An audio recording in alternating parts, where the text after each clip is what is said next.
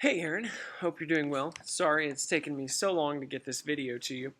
Um, what I'm going to do, I felt an intense pressure to kind of do what I've been doing, where I've done like cool themes and editing and all kinds of fun things like that. But I am in crush zone in my semester with papers and projects and final exams, and a Thanksgiving trip home.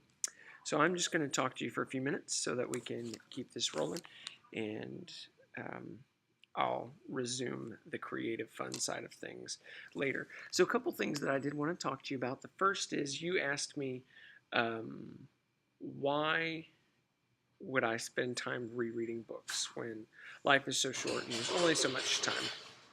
That's a really great question. My answer is not great, and it's not simple, other than to say that sometimes when you love something enough, uh, you can't help but spend more time with it. Whether that be people, or a great jazz record, or a good movie, or a good book, or a friend. Um, when something fascinates you and captivates you enough, it's just a natural inclination to come back to it.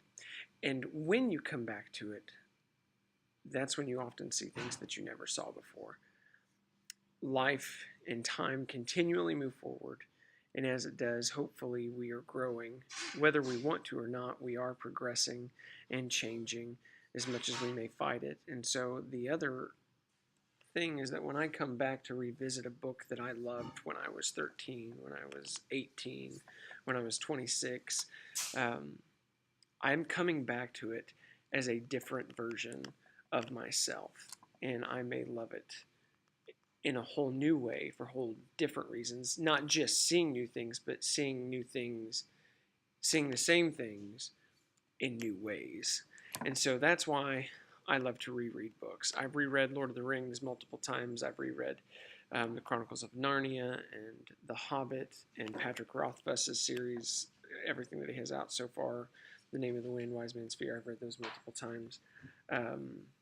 Ray Bradbury's Fahrenheit 451, Madeline L'Engle's Wrinkle in Time Quartet. These are all books that I've revisited several times. And, of course, Scripture, which I revisit because I believe it's alive and it's active, and the Spirit of God breathes into my life through it. So, a couple other quick things that I want to share with you. First is I just read this book for school.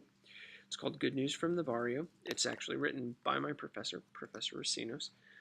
It is wonderfully challenging and eye-opening and in-your-face, pull no punches about what it means for the church to live out the gospel in our present context, where there really is so much racism and discrimination and battles over border control and immigration reform, etc.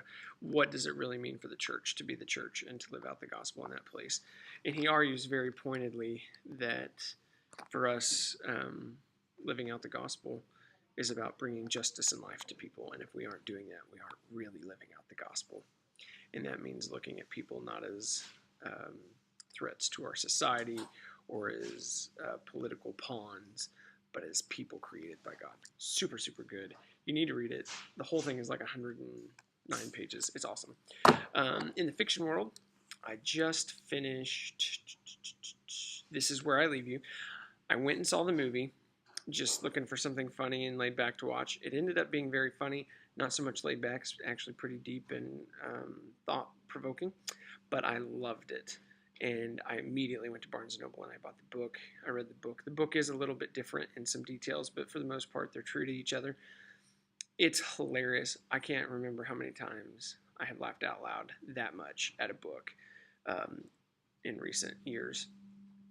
But at the same time, it is very moving. It's just incredibly raw in the way that it deals with human emotion and family relationship dynamics and what it means to love and to lose and to succeed and to fail, and sometimes to go through cycles of those things.